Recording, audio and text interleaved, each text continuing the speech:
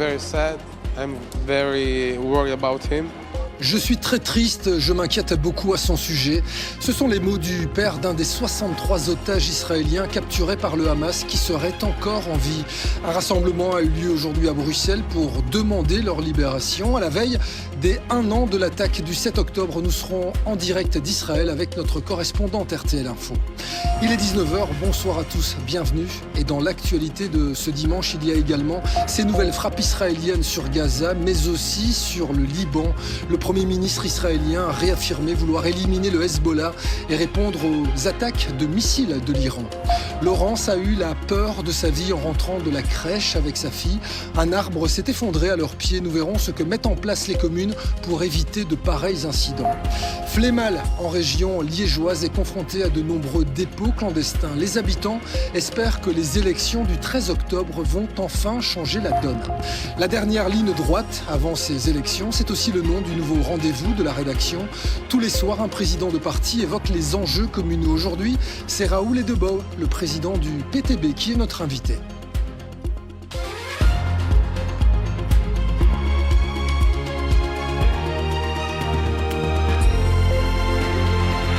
Demain, 7 octobre, cela fera précisément 1 an que les terroristes du Hamas lançaient une attaque sans précédent contre Israël. 1200 personnes, dont des enfants, perdront la vie et 251 autres seront prises en otage.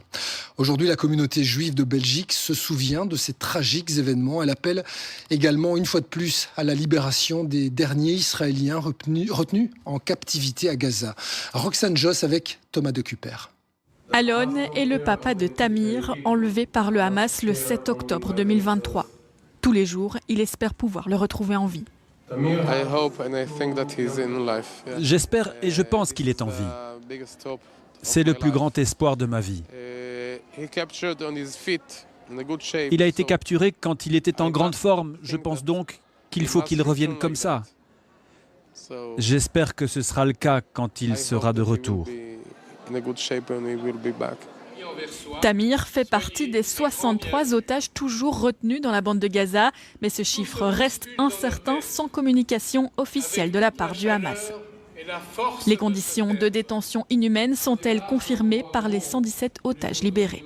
Et donc ils vivent véritablement dans cet enfer des tunnels de Gaza. Ils sont maltraités, ils sont mal nutritionnés, ils sont dans des conditions abominables. À l'aide de bougies, de films commémoratifs et de prises de parole, près de 2000 personnes ont rendu hommage aux otages tués et toujours retenus par le Hamas.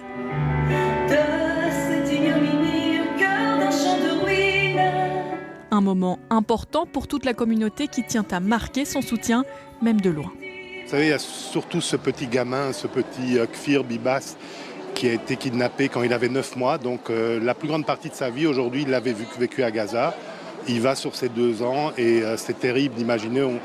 Un peu plus tôt dans la journée, une centaine de personnes ont manifesté pour la libération des otages israéliens, convaincus que cela représenterait un pas de plus vers la paix. Mais il faut bien écouter la douleur des uns avec la douleur des autres, sans nier et sans réécrire l'histoire. Au total, 70 otages ont été tués et une trentaine de corps ont pu être récupérés. Des commémorations qui vont également avoir lieu en Israël, où nous allons nous rendre en direct, rejoindre notre correspondante RTL Info. Bonsoir Bethsabée Salem. Demain, c'est tout le pays qui s'apprête à vivre au ralenti, non sans un certain climat d'angoisse.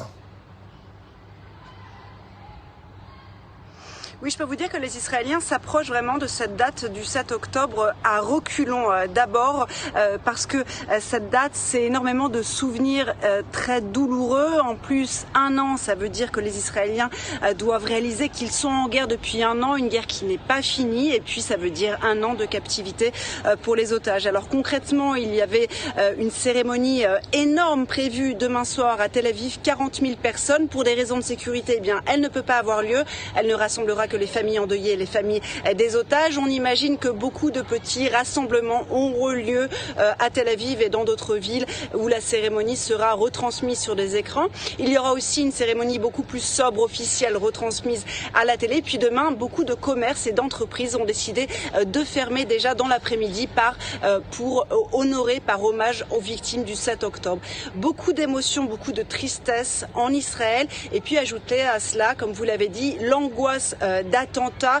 Deuxième attentat en 5 jours aujourd'hui à Beersheva. Une soldate de 19 ans a été tuée, 9 blessés dont 2 graves. Et même si les forces de sécurité sont sur le qui-vive, évidemment, on voit bien qu'elles ne peuvent pas contrecarrer tous les attentats. Merci Bethsabée Salem en direct de Tel Aviv. Israël qui a répondu par la force à cette attaque. Plus de 41 000 personnes ont perdu la vie dans le territoire palestinien. Alors aujourd'hui, de nombreuses manifestations ont eu lieu un peu partout dans le monde. Des dizaines de milliers de personnes ont défilé dans les rues des grandes villes pour soutenir les Palestiniens, comme à Jakarta, Toronto, Mexico, Washington, Madrid, Londres, Athènes, Dublin et même Liège en Belgique, au moment même où l'État hébreu continue ses frappes sur le nord de la bande de Gaza. Une mosquée transformée en abri pour déplacés a été touchée. Au moins 26 personnes ont perdu la vie. Que reste-t-il de Gaza aujourd'hui? Où en sont les opérations militaires? C'est ce que l'on voit avec Marois Sebaï, Emmanuel Dupont et Recep Ametaj. Un désert de ruines. Voilà donc à quoi ressemble la bande de Gaza aujourd'hui.